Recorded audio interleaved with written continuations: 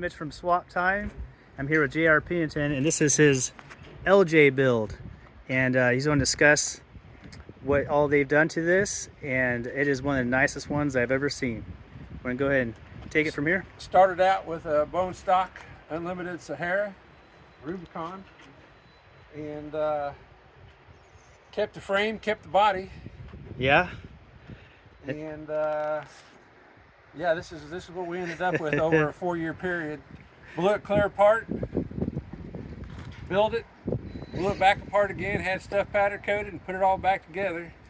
Yeah, it's pretty overwhelming to even get started on it because literally everything's been touched and changed on it. So we'll start maybe from the front. That's pretty easy. And let me know what front axle you got here. The front's out of a '78 Ford, 1 ton.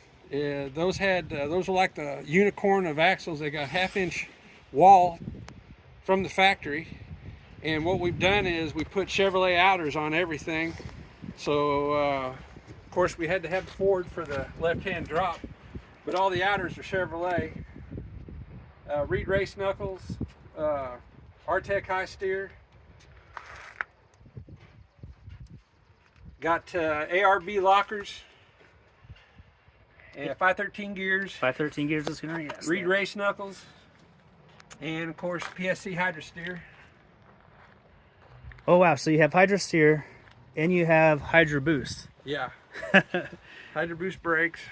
And then what LS engine is this? It's an LS3 5.25 horse. They're E-Rod.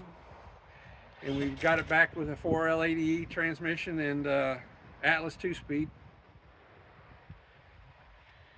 All right, and then you got what radiator and I've got Ron Davis radiator. Okay. And I think this is all I helped out with. I sent you a fan, and so he's running a PWM variable speed brushless fan. That gives it tons of cooling capacity there. The fan is fantastic. It changed everything as far as it overheating.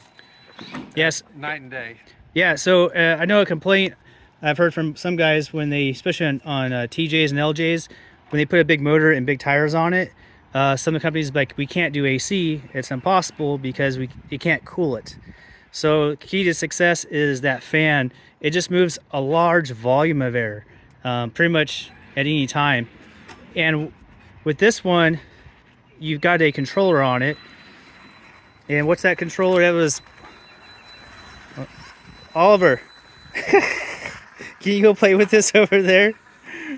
Go take it over there, bud. This is that. What was it? What controller was that? The widget.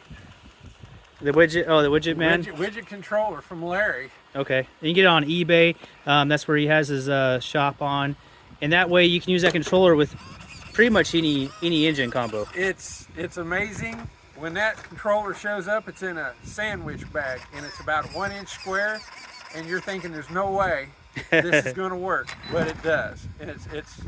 And customer service is fantastic with Awesome. Larry. Yeah, I've been recommending him, but I've never actually used it myself. But that fan works so well. It's nice to use. It takes all the guesswork out of hooking it to the ECU. Okay. 4L80E. On the transmission, I assumed it was gone through to beef it up. All new. Actually bone stock, brand new transmission. Okay. Nothing done to it. Had to get an adapter from Atlas to hook it to the LS motor, and then the Atlas to it. I know it's probably a little tricky to see much because you got the skid plates installed, which JR built of aluminum, which is really nice. But you can see the Atlas T case. I got the extra TMR transfer case holder that really keeps everything in place. Okay, wow. It's nice. And you do have yeah, it's funny how short these drive shafts are going to get with these swaps. Yeah, we got Woods drive shafts front and rear. Okay. Tom Woods shafts. Rear end's a high pinion 70 out of a 3/4 ton Dodge. Yukon shafts, ARB, Yukon gears, 513s. Yeah. And you did the exhaust yourself? Yes. It's all nice. Stainless. 2.5 into a Y and then 3 inch out. Yeah, that's what I knew. do it working with these. I don't want to say I do too much work on these, but yeah, I knew this Y section super hard. You don't have much room. It took me forever to find it, and then I did some chopping. Yeah, you gotta find the right Y pipe because they'll make them way too big. So you got to have something that's super compact but still big enough for these pipes to go in.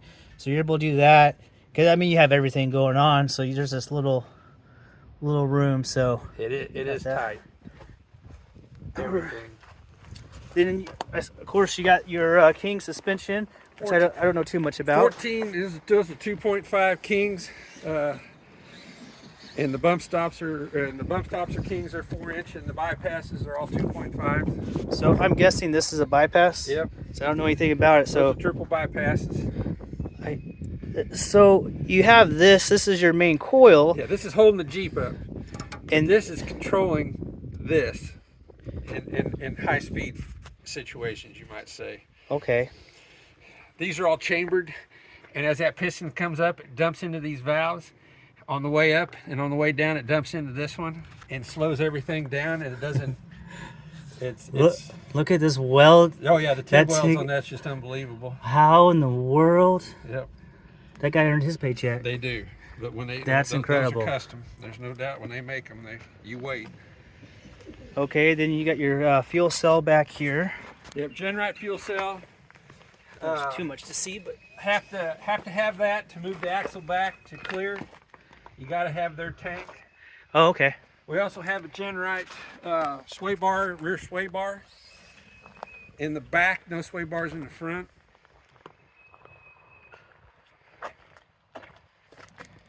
And then did we go over your suspension for your arms? The control arms, yeah, they're all 2.5-inch aluminum billet. Okay. 1.5-inch joints. Okay, then and Excuse me, 1.25-inch joints. 1.25. And this is all JCR. The body armor, the front fenders, they're high fenders, and everything's aluminum. The rock runners are aluminum. The body armor around the back and the fenders, it's all aluminum, paint matched. This is definitely incredible. And of course, you got 40-inch tires. Yep, Maxxis Treps on Raceline, 17-inch Raceline wheels, B-blocks. Wow. And then the interior is amazing. All this done externally, and then it's so clean inside. I can't really show it on camera; it's not going to turn out. But Sure. you showed off the ECU is hidden up in there. Yeah. I mean, a lot of backbreaking work goes in just to make it look this way, to make it look nice and clean, untouched. He has his gauges working.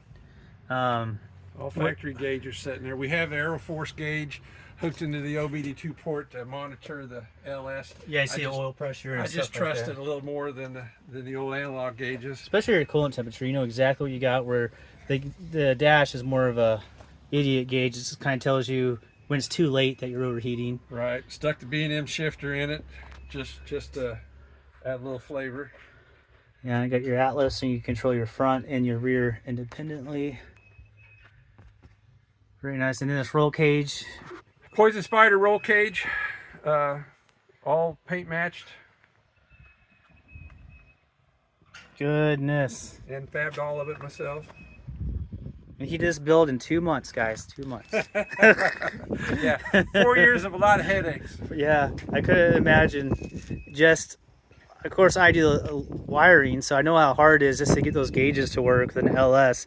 It's just not a fun thing to do, to keep your original ECU and interface the two systems. Just for your gauges to work, it has to be able to see a cam signal, a crank signal for the oil pressure to work, the tachometer. There's just a bunch of little stuff.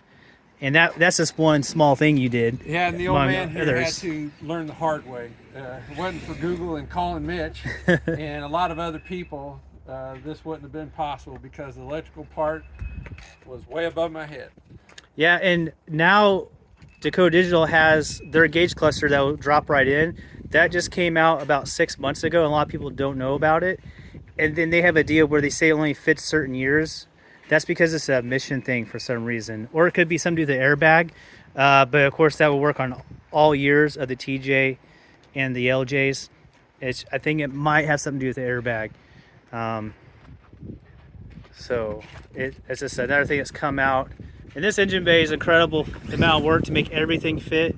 So I know how your Jeep guys are. You can get everything in here, and Yeah, there's no room for nothing else. yeah, there's a lot of thinking to get. Like even this cooler, like well, I'm sure when you got into like where the heck am I going to put this cooler? And I probably got 40 hours in mounting that cooler. yeah, that Hydro Boost. it's insane to just everything has to fit perfectly, and you don't want to take it apart ever again if you don't have to. No. Yeah, if one thing goes wrong, you're working at it to get to it.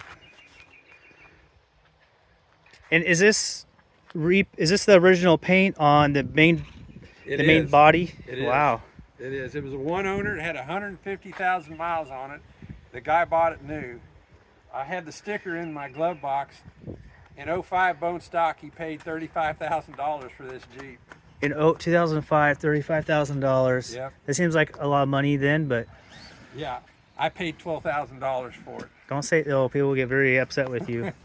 These LJs are. I mean, that should be rusted out LJ. I got lucky, Price. and I was looking for something to put coilovers on because we had built a YJ that was about this nice. Oh wow. And I'll show you a picture of it. But the thing was, I knew this guy, and his wife had been driving that Jeep around for the last 4 or 5 years. And I told him I was looking for one because I was actually going to build a tube chassis. And he goes, "I'll sell you mine." Out of the blue, he said that. And I said, "What do you want for it?" And when he told me, I just said, "Okay." I'll be right back. Yeah, I'll be right back. And I had no idea that it was going to end up like this. Yeah, you got lucky because obviously if that would have ended up online, it would have gone probably more than double. But some people, you know, he might not have been into Jeeps. He enjoyed what he had, but you know, he didn't care. He's like, oh, that's a fair price. He to drives a him. Hummer, so he didn't care. Yeah. I did take the axles, the Rubicon axles, and all the drivetrain and traded them for these 5 tires and wheels. Oh wow. That was the trade. The guy wanted my drivetrain. I wanted tires and wheels, so we made a swap. Well, do you want to reach in there and start it up, and we'll have it idle for just a little bit and rev it up a few times?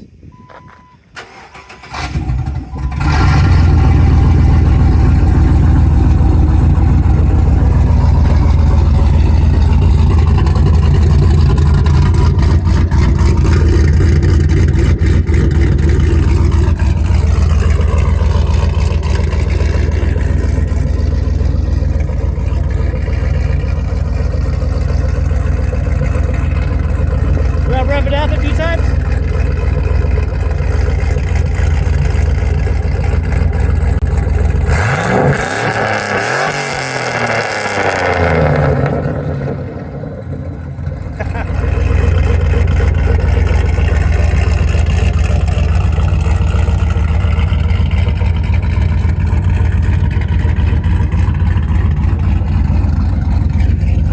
Sounds amazing. Great job.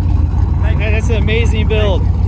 Appreciate you coming by and showing it off and put it on the channel.